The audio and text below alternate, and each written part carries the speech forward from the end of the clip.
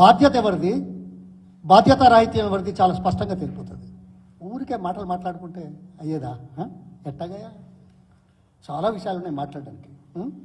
ఇక్కడ ఏమంటారంటే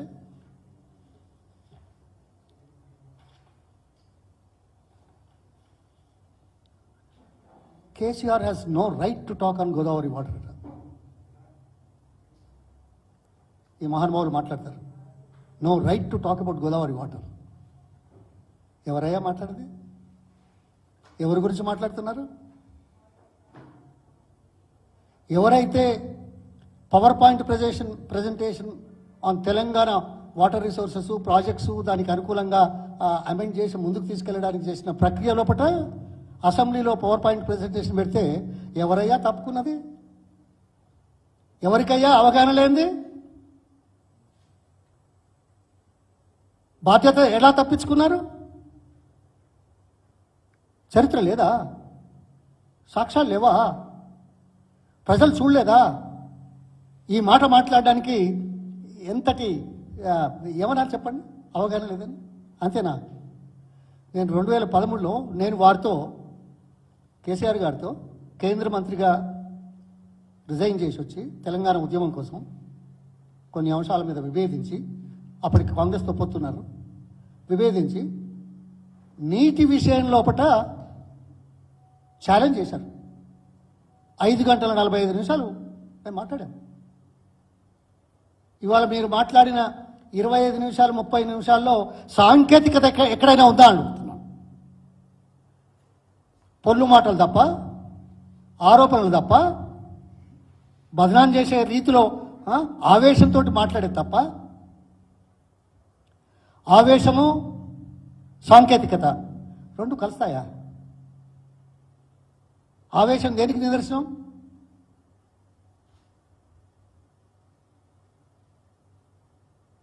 తెలివందనానికి నిదర్శనం, అవగాహన లోపానికి నిదర్శనం,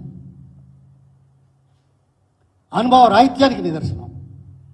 ఇది బాధతో అంటున్న మాటలు. ఎవరయ్యా కేసీఆర్ గారు? 2013లో నేను అంతకుముందే 2009, 10 వరకు ఇరిగేషన్ మంత్రిగా ఉన్నాను. 2013లో ఐటీ మంత్రిగా ఉన్నాను. అయినా కాంగ్రెస్ పార్టీ తరఫున రాష్ట్రం ఏర్పడే ముందు ఇరిగేషన్ విషయంలో కేంద్రానికి ఒక రిపోర్టు అందజేయాల్సిన నేపథ్యంలో నాకు ఫోన్ చేయాల్సిన అవసరం లేదు. He was not in Congress, but he was interested in Telangana. He was interested in Telangana projects. I was not available in person, but he called me from Hyderabad when I was there in Delhi, AP Guest House, for 48 minutes. On every item, he wanted to get the information and whether we are doing it right or not. His suggestions were also taken. ఏమయ్యా ఇలా కూర్చున్న వాళ్ళు మాట్లాడిన వాళ్ళు నల్గొండ ప్రాజెక్టుల మాట్లాడినావా? వేరే జిల్లాల ప్రాజెక్టుల గురించి మాట్లాడినావా? నీ సొంత ఊరికి వచ్చే ప్రాజెక్టు గురించి ఎప్పుడైనా మాట్లాడావా? ఎందుకయ్యా ప్రజల ముందు ఈ మాటలు మాట్లాడి కాలం వెళ్ళిపించుకుంటున్నారు? ఎందుకంటే ఇవాళ ఏదో చాలా పెద్ద మీటింగ్ ఉంది కదా, ఏదో వారు మాట్లాడిన దానికి ఏదో సమాధానం చెప్పినట్టుగా ఉండాలి కదా. సర్ప్రైజ్ ఏంటంటే ఇప్పటిదాకా ఆ సీఎం గారే ఎక్కువ మాట్లాడేది ఈ విషయాలలో. మరి ఈరోజు మాత్రం వీళ్ళకి బాధ్యత చెప్పాడు. ఆయన వేరే పని మీద బిజీగా ఉండొచ్చు, ఎందుకంటే రాత్రేమో క్రికెట్ ఏదో చూసినట్టున్నాడు కదా. పర్వాలేదు, మంచిది కదా. కానీ దీని మీద మాట్లాడలేదు నిన్న ఆయన, ఈరోజు మాట్లాడలేదు. వీళ్ళు మాట్లాడిన దానికి అందులో ఉన్నదానికి ఏంటో చెప్పాల్సిన అవసరం ఉంటుంది. అదే కాకుండా ఈ రకంగా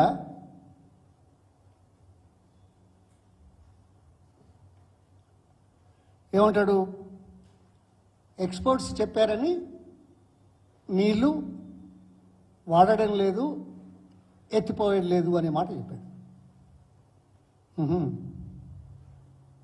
ఎప్పుడు చెప్పారా? ఆ కమిటీ ఎప్పుడు వచ్చింది? సమస్య ఎప్పుడు ఉత్పన్నమైంది? ఉత్పన్నమైన తర్వాత ఎన్ని రోజులకు కమిటీ వచ్చింది? కమిటీ వచ్చి ఏం చెప్పింది? కమిటీ రాకముందు ఏమైంది? సమాధానం చెప్తారా? కమిటీ మొన్న వచ్చి చూసి ఇక్కడ నిల్వ ఉండకూడదు అనే మాట చెప్పారు. ఎందుకంటే ఆ పిల్లర్లు ఏవైతే ప్రమాదంలో ఉన్నాయో, ఇసుక సమస్య ఎలా ఉందో అక్కడ నీళ్లు నిల్వ చేస్తే మంచిది కాదని. ఈ మాట ఇవాల్టి వరకు కూడా మీకు తెలియదే, వాళ్ళు చెప్పే వరకు. అక్టోబర్ 21న 22న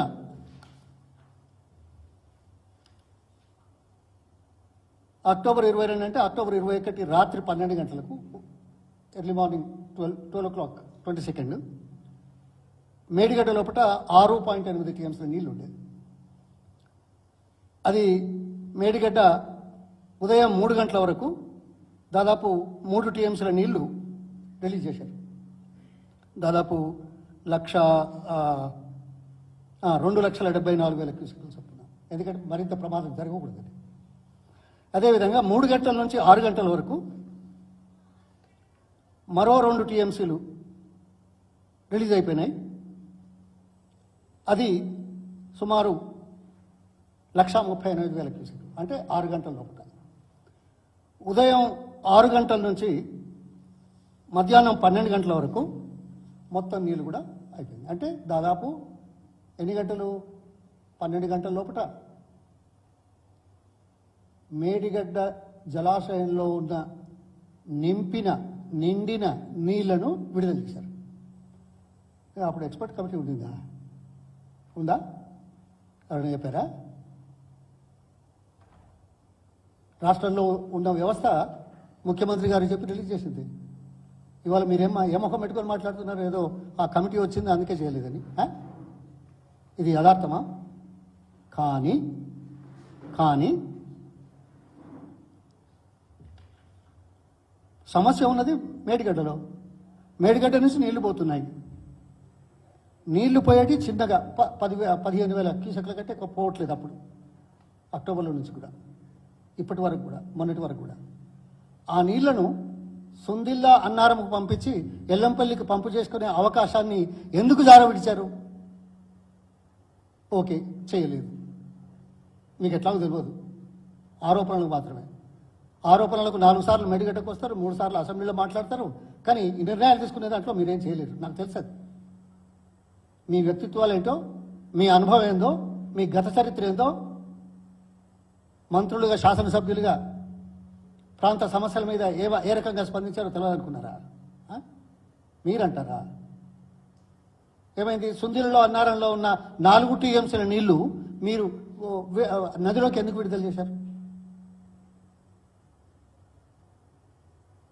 ఎక్స్పర్ట్ కమిటీ మొన్న చెప్పింది. అంతకుముందే లిఫ్ట్ చేసుకోవచ్చు కదా, మోటార్లు ఉన్నాయి కదా, చేయలేదు కదా. అంతేనా? దురదృష్టం, దౌర్భాగ్యం, తప్పుడు సమాచారంతో ప్రజల ముందుకు వచ్చి అబద్ధాలాడేటువంటి నీచ సంస్కృతి కలిగిన రాజకీయ నాయకులు, రాజకీయ పార్టీలు ప్రజలకు క్షమాపణ చెప్పాల్సిన అవసరం ఉంది. ఎందుకంటే ఓకే, మేడిగడ్డ విడిచిపెట్టాం, ఏదో వాళ్ళు అన్నారు కదా. తుపాకులు కూడా ఏంటి?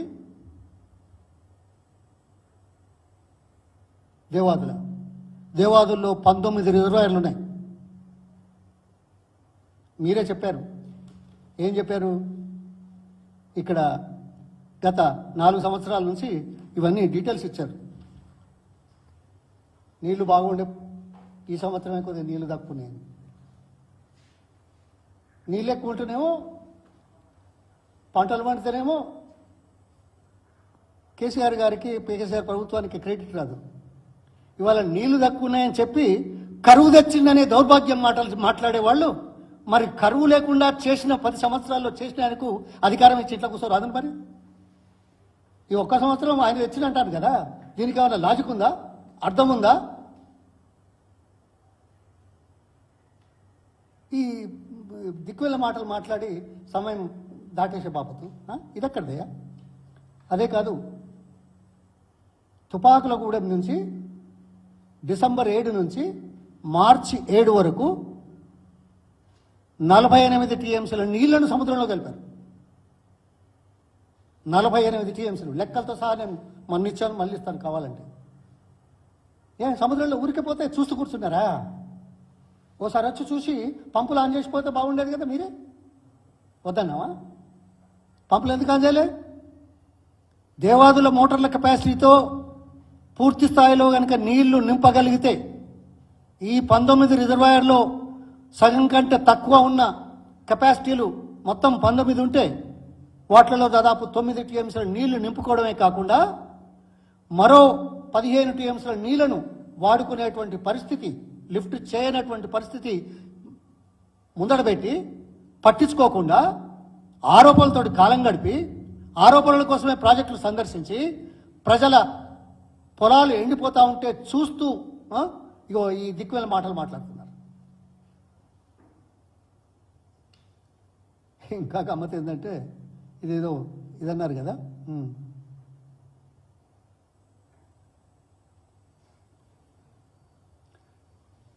ఏదో రాసిచ్చిన రాజకీయ వ్యాఖ్య అంటే దాన్ని ఏమంటారు, సెంటెన్స్ ఏమంటామో తెలుగులో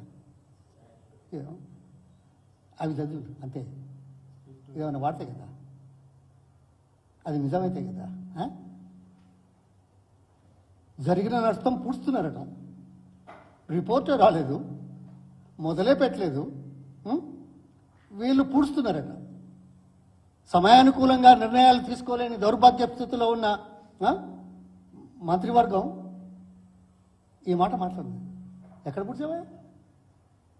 ఉన్న నీళ్ళని వాడుకోలేని దౌర్భాగ్య స్థితిలో ఉండి నష్టాన్ని పూడుస్తున్నా అంటావా? ఇంకోటి చెప్పనా, ఈ మాట మాట్లాడతారే. నిన్న మొన్న కేఆర్ఎంబి మీటింగుకు ఎందుకు పోస్ట్పోన్ చేశారు? ఒకవైపు తాగునీళ్లకు సమస్య, మరోవైపు పండలేడిపోతున్న సమస్య, మూడో వైపు కృష్ణాలో ఉన్న నీటిని ఈ విపత్కర పరిస్థితుల్లో ఎక్కువగా వాడుకోవడానికి ఆర్గ్యుమెంట్ చేయాల్సింది, వాదించాల్సింది పోయి. ఎందుకంటే ఇవాళ మీటింగ్ ఉంది కదా, ఆల్రెడీ వాళ్ళకి ఇచ్చారు కదా, మీరు చెప్పిన వాళ్ళు వినే పరిస్థితుల్లో లేరు కదా, అందుకే కదా పోస్ట్పోన్ చేసింది. అయినా గత ప్రభుత్వం కేసీఆర్ గారు కృష్ణా వాటర్లో మనకు 35 టీఎంసీల వాటానే ఉంటే 7.5 టీఎంసీల నీళ్లను ఇప్పటికే ఎక్కువగా వాడుకున్నాం. ఇది వాస్తవం కాదా? ఫ్యాక్ట్ కాదా? వాళ్ళు అడిగారు, ఆంధ్ర వాళ్ళు 45 టీఎంసీలకు 42 వాడుకున్నారు, ఇంకా మూడు కావాలా, 3 వాడుకోలేదు, అయినా వాళ్ళు ఏదో 5 అడుగుతున్నారు, మొత్తం 12 ఉన్నాయి. మనం అడగొచ్చు కదా, ఇంతటి విపత్కర పరిస్థితి ఎప్పుడు లేదు, నీళ్లు మంచుకున్నప్పుడు మేము చాలా ఉదారంగా ఉన్నాం, మా ఉదారత్వానికి ధీటుగా ఈ పరిస్థితుల్లో మాకున్న నీళ్ళని ఇవ్వండి అని అడగడానికి ధైర్యం లేని ఈ మనుషులు పరిపాలన చేస్తారా? రైతుల పక్షాన్ని నిలబడతారా? కర్ణాటకలో కాంగ్రెస్ పార్టీ ప్రభుత్వం ఉంది, అల్మట్టి నారాయణపూర్లో అడగొచ్చు కదా, 5 టీఎంసీలు 10 టీఎంసీలు వచ్చే సంవత్సరం వాడుకోండి అని అడిగారా? మొదలు పెట్టారా? సరే, వాళ్ళకు తాగునీళ్ళు లేవు, తాగునీళ్ళు ఇవ్వడానికి ఆ జలాశయాల నుంచి వాళ్లకు ఇన్ఫ్రాస్ట్రక్చర్ లేదు, వాళ్ళ తాగునీళ్ళు మనకి ఇవ్వట్లేము. కానీ రైతుల పరిస్థితులు చూసి తక్కువ జలాశయాల్లో తక్కువ సామర్థ్యం ఉండి ఎండిపోతున్న సమయంలో ఆదుకోవడం చేసే కార్యక్రమం ముఖ్యమా, లేకపోతే ఈ దిక్కుల ముచ్చట్లు మాట్లాడడం ముఖ్యమా? ఓహో, ఏమంటారు? ఇంకోటి చాలా గమ్మత్తు, ఏమంటున్నారు?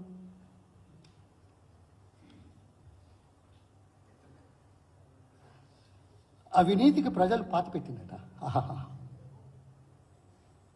ఏం స్టేట్మెంటే? అవినీతికి ప్రజలు పాతి పెట్టారు. ఎంతనయా తేడా? 1.8%. ఛత్తీస్గఢ్లో, రాజస్థాన్లో అవినీతి అని ఒప్పుకున్నట్ట మీరు? 2014లో దేశమంతా చరిత్రలో ఎన్నడూ లేనంత తక్కువ పార్లమెంటు స్థానాలు వచ్చిన పార్టీ కాంగ్రెస్ పార్టీ కదా.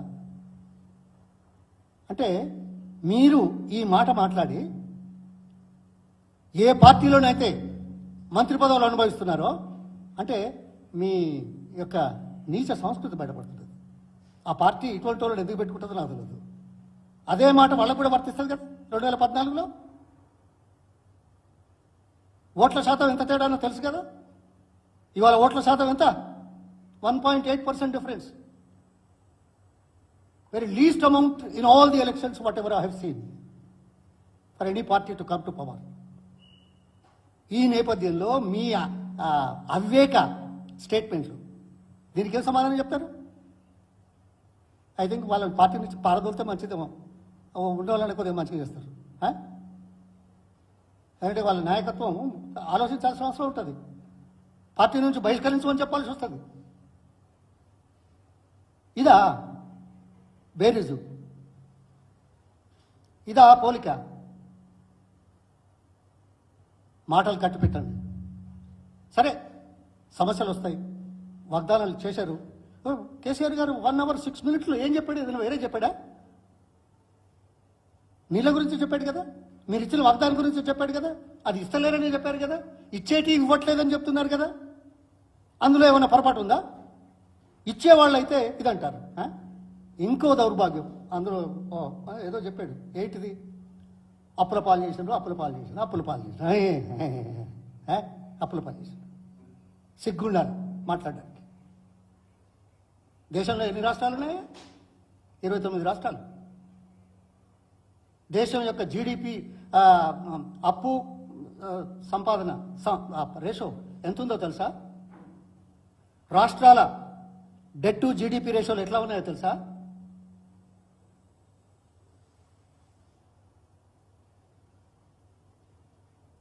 సగటు ఆదాయం దేశంలో 3వ రాష్ట్రంగా ఊరికే వచ్చిందా? పెట్టుబడులు పెట్టి అవకాశాలు కల్పించి చేస్తేనే కదా. అవకాశాలు ఎలా వస్తాయి? Debt is a part of development process. We are far better than many other 22 states. ఇంత పరిజ్ఞానం ఉందే, ఇంత పరిజ్ఞానం ఎక్స్పర్ట్స్ అయిపోయినారే, ఎప్పుడు మాట్లాడలేదేమే? ఈ ప్రాజెక్ట్ గురించి, ఆ ప్రాజెక్ట్ గురించి, లేకపోతే ఈ అప్పుల గురించి పార్లమెంట్లో మాట్లాడారా? అసెంబ్లీలో మాట్లాడారా? సరిదిద్దారా? సరిదిద్దడానికి ప్రయత్నం చేశారా? మీ ఆలోచనలు. పవర్ పాయింట్ ప్రజెంట్ చేస్తే పారిపోయిన బాపతోళ్ళు అప్పుల గురించి మాట్లాడతారట, అభివృద్ధి గురించి మాట్లాడతారట, కరెంటు గురించి మాట్లాడతారట. We are number 3 in per capital income after Gujarat and Karnataka. We are almost in the top 5 in the power consumption. ఊరికే అవుతుందా? అభివృద్ధి లేకపోతే అవుతుందా? చెప్పండి. సో ఈ ఒట్టి మాటలు కట్టి పెట్టండి. ఏదో ప్రజలు అవకాశం ఇచ్చారు.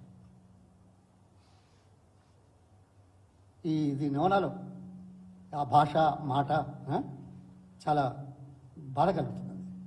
అందుకోసం ఈ ప్రెస్ కాన్ఫరెన్సు, ఆ ప్రెస్ కాన్ఫరెన్సు 2 వీడియోలు పక్కన పెడితే, who is concerned of the state, who is concerned about the farmers, who is concerned about the people, and what we are talking about, how much of that we are able to do it.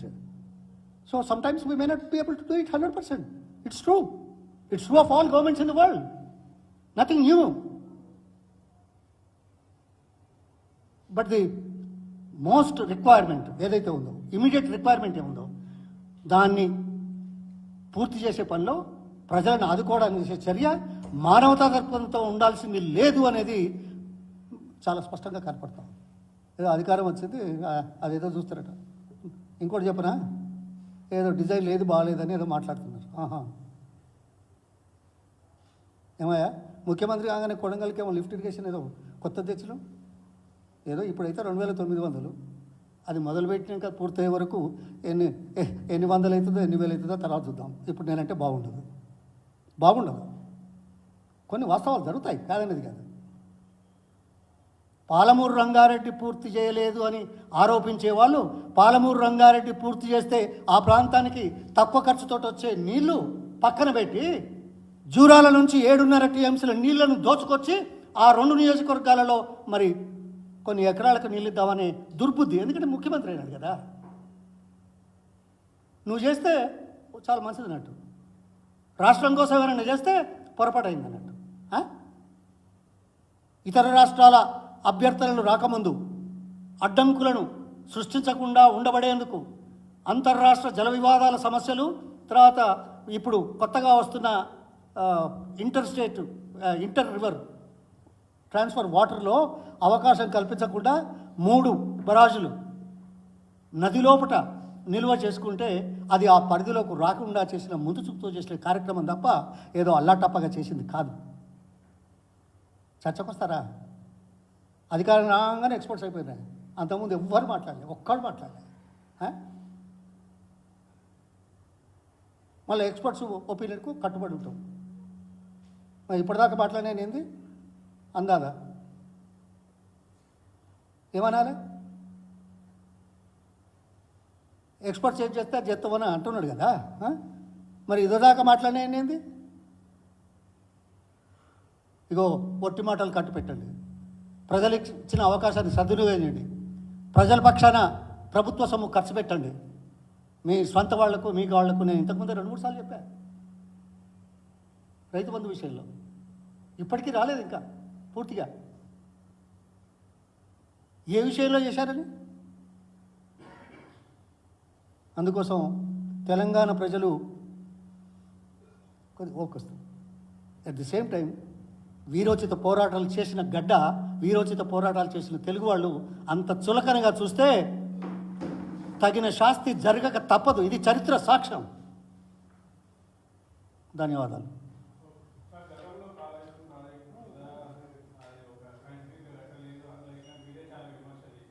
ఎవరు నేనా? నాది ఎప్పుడన్నా మళ్ళీసారి video చూడు. ఎవరన్నా లేదు ఇగో ఈ ఉత్త మాటలు పెట్టండి. నేను మాట్లాడిన అంశం తీసి మాట్లాడండి. అవును అదే లే నేనేమన్నాను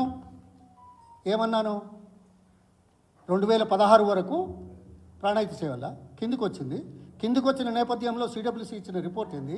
ఎక్కువ వాటర్ స్టోర్ చేసి అవసరమైనప్పుడు పంపు చేసుకునే విధానంగా ఉంటే మంచిదే, కానీ ఇప్పుడు ఖర్చు ఎక్కువ అవుతున్నది కదా, అది పూర్తి చేయండి మిగతా ప్రాజెక్టులు అనే మాట మనం మాట్లాడదాం. అప్పుడు ఇప్పుడు నేనేం మాట తప్పలే. మీరు పూర్తిగా వినలేదు, మీరు పూర్తిగా చూడలేదు. ఎవరు? నువ్వు ఒకసారి తీసుకొచ్చి చూపెట్టు. ఏమన్నాను ఉత్తగా? నేను మాట్లాడింది సాంకేతిక పరంగా ఇమీడియట్ అవసరాల గురించి. ఇది ఇప్పుడే ఇంత పెద్దగా ఎందుకు అనే మాట అన్నాను, కానీ ఇది వద్దని లేదే. అది మీరు తెలియదు. మా దురదృష్టం. 4వ స్తంభం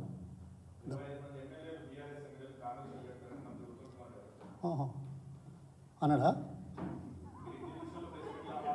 అదే అన్నాడా? ఓకే అన్నాడా? అదే రాజకీయం చేద్దాం అనుకుంటున్నారు అంతే కదా. కాదు, ప్రెస్ మీట్ దేనికి పెట్టిర్రు? ఒక 25 మందిని తీసుకుపోయి జాయిన్ చేసుకుంటే అయిపోయేది కదా. ఈ డ్రామా ఎందుకు మళ్ళా? ఎందుకంటే ఇవాళ ఆడ మీటింగ్ ఉన్నది, ఏదో ఒక మాటలు రావాలి.